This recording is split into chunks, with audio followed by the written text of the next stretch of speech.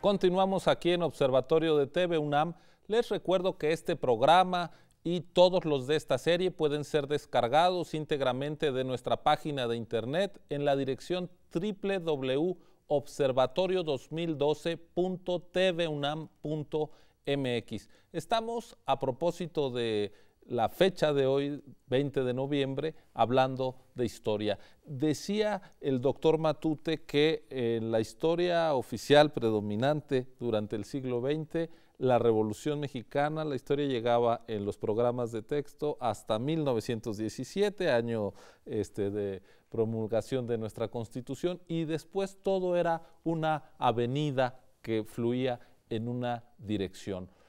Durante buena parte del siglo pasado no había discurso de gobernante emanado de las filas del Partido Revolucionario Institucional y antes del Partido Nacional Revolucionario, de los distintos nombres que tuvo, en donde la revolución no fuera una reivindicación. Y lo que tenemos en los últimos años, no sé si es no una falta de discurso revolucionario, que se entendería, sino incluso una falta de discurso histórico en los últimos gobiernos, Leonardo. Sí, de hecho, yo creo que una de las ausencias que nos parecieron muy notables cuando se da la alternancia en el año 2000 es que no encontramos un discurso histórico articulado por parte del nuevo gobierno, salvo algunos casos muy específicos, por ejemplo, recuperar a Madero como la revolución de ellos. O sea, nosotros de la revolución al que reconocemos es a Madero, al que festejamos es a Madero, y por varios años la ceremonia el 20 de noviembre era ponerle su ofrenda floral y dirigir un discurso en el monumento a Madero, que para mayor comodidad está enfrente de la residencia oficial de Los Pinos, para no tener que ir tan lejos. Pero ellos, de una u otra manera, pensaron, bueno, hemos sido el partido que desde su fundación ha insistido en la democracia, nosotros nos quedamos con Madero, que sería la revolución política. La revolución política que en la medida en la que abrió cauces para demandas sociales que después no supo administrar, pues también fue una revolución fallida, ¿no? Aparte de muchas otras situaciones que explican la caída de Madero. Luego tenemos por otro lado, a la izquierda sí ha sabido recuperar algunas figuras. Zapata. Muy claramente, Francisco Villa, bueno, incluso desde 1988, el general Cárdenas. Entonces prácticamente le dejaron al partido en el poder en aquel entonces, y que va a volver a estarlo a partir del 1 de diciembre, a Carranza, Obregón y a Calles. Y luego ya Calles ya les da pena sacarlo ahora después de lo de los cristeros, y el único que lo reivindica es el Banco de México, ¿no? Entonces, como que entraron en una especie de crisis histórica el PRI, pero que tampoco ha dado para discursos articulados desde las otras perspectivas. No alcanza a darle una visión integral de la historia al PAN, pero tampoco le alcanza a la izquierda, porque es una especie de discurso de siempre perdemos, siempre hemos perdido, y por eso siempre nos ha ido mal, que tampoco da para construir. De hecho, la Academia Mexicana de la Historia, el doctor Matute organizó algo muy interesante, que fue invitar a los partidos políticos a dar su visión de la historia. ¿Eso fue hace cuántos años, doctor? Fue cerca de la campaña electoral de medio término 2009. De 2003, fue en 2003. ¿Y cuál podríamos decir que es el discurso que transmitieron los Yo partidos? creo que hubo dos participaciones muy rescatables, y tan rescatables que están en el número de ese año de las memorias de la Academia Mexicana de la Historia, en donde debuté como editor de las memorias. Se consiguen en la propia academia, por cierto. Los dos discursos rescatables fueron el de el PAN, Germán Martínez, y el del PRD, el ex senador Navarrete, Carlos. Los dos dieron una idea clara. Justamente la versión panista reivindicó, entre otros, a Madero, a José Vasconcelos. Fue una armazón muy inteligente de parte de Germán Martínez Cáceres, y desde luego el ya no senador Moreno, ¿no? Navarrete hizo un buen seguimiento, pues, de las figuras reivindicables desde la izquierda, los ya mencionados Zapata Villa, Flores Magón, en fin, una muy clara tendencia que daba pues un perfil muy claro.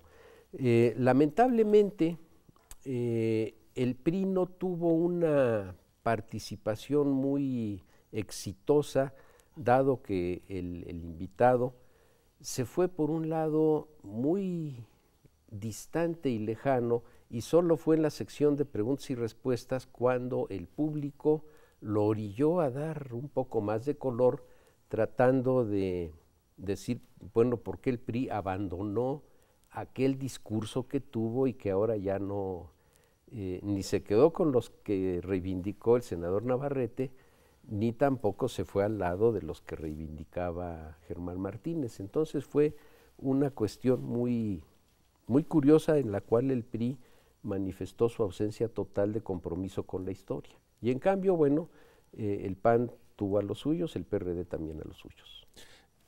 Digamos, recorriendo un poco el calendario, forzando el paso de los años, Leonardo,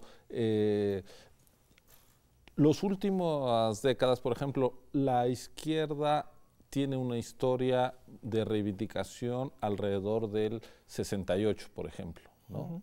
Claramente, sobre el cual el PRI tampoco alcanza a tener todavía un discurso claro, y el PAN de alguna manera lo empieza a acompañar como reivindicación democrática, pero nada más, ¿no?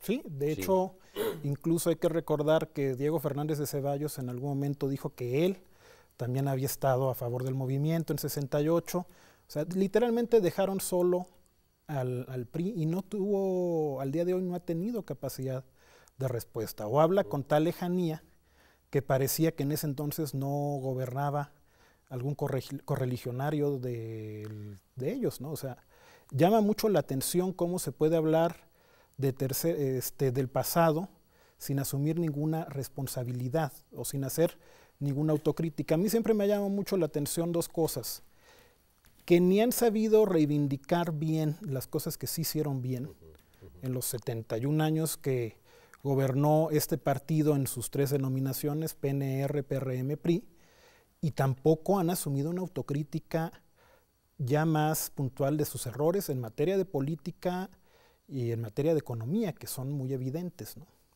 Y regresan al gobierno. ¿Con qué discurso histórico o sin él? Yo creo que sin él, y lo que acaba de decir Leonardo es muy interesante, porque ¿por qué no, por ejemplo, reivindicar a alguien aparentemente no reivindicable como el general Ávila Camacho? Fue un gran constructor de instituciones, un hombre que tomó de la izquierda y de la derecha muy buenos elementos, los canalizó, y si hacemos un análisis de su sexenio, sale con calificación aprobatoria. ¿Y por qué no reivindicarlo? Todavía le tocó andar en la revolución, en niveles menores, pero fue un gobernante muy interesante. Ruiz Cortines. Y Ruiz Cortines, que también tuvo el mérito revolucionario de hacer regresar el tren Tesoro Nacional, el Tesoro Nacional. Cuando se cortaron lo llevó Carranza fallidamente a Veracruz. Y lo dejaron en Aljibes, que fue donde interceptaron a la comitiva. Y traerlo sin que se le hubiera perdido dinero era toda una proeza para la época. Incluso para hoy, ¿no? Para hoy también, pero para cualquier Ahora, época. Desde el PRI no se supo explicar, reivindicar, pero tengo la impresión de que cuando el presidente Fox dice vamos a cambiar y vamos a tirar 70 años, tampoco se entendía a qué país llegaba, precisamente por este desprecio a un análisis histórico más fino. Sí, cuando Fox llega a la presidencia, pues esta vinculación con el pasado ya estaba muy deteriorada.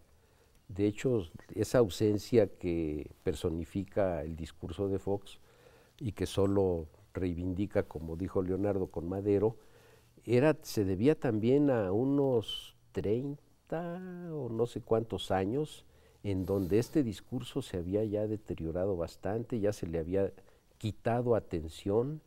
Se celebraba el 20 de noviembre por inercia, pero empezó a perder contenido y lo siguió perdiendo. Desde el punto de vista también de la izquierda, se hace tabla rasa de lo que fueron los 70 años del régimen emanado de la Revolución, León. Sí, es muy interesante ver cómo... Salvo la reforma agraria y el cardenismo. Sí, en el caso concreto de la Revolución Mexicana, hemos visto los dos extremos, ¿no?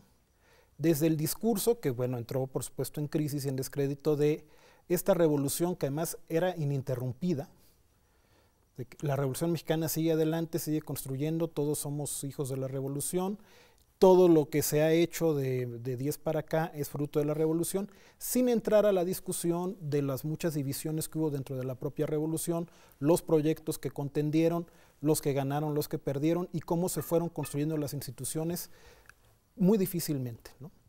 Y del otro lado, el discurso de no sirvió para nada, que ha surgido con mucha virulencia en los últimos años. Hay incluso libros que hablan de que fue un siglo perdido el 20. Cuando me preguntan que qué opino de eso, les digo, pues si el 20 fue perdido, el 19 olvídense. Entonces tendríamos que ir casi a pedirle perdón al rey de España. Bueno, ahorita ya no, porque creo que ya no están en condiciones de recibir, de ser metrópoli, sino más de ser metrópoli de nadie en este momento, pero es un hecho de que con todas sus deficiencias y todos sus claroscuros, el gran siglo de los dos que hemos tenido para México fue el 20. Fue donde más crecimos, fue donde nos volvimos predominantemente urbanos, fue donde más se avanzó en materia social.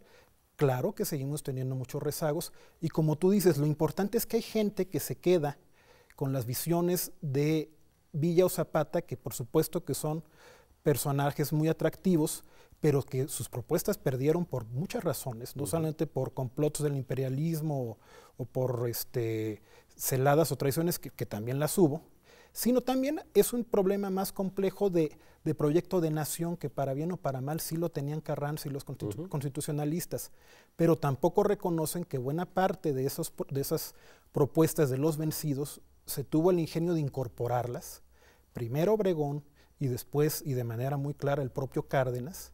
Y bueno, esa fue una de las grandes virtudes y que explican también la longevidad del régimen posrevolucionario. Vamos a hacer un corte, estamos hablando de la incomprensión de nuestro pasado histórico, pero quizá a partir de eso, de la incomprensión de nuestro presente. A propósito de la Revolución Mexicana, estamos conversando con Álvaro Matute, Leonardo Lomelí, esto es Observatorio TV UNAM, regresamos en unos segundos, acompáñenos.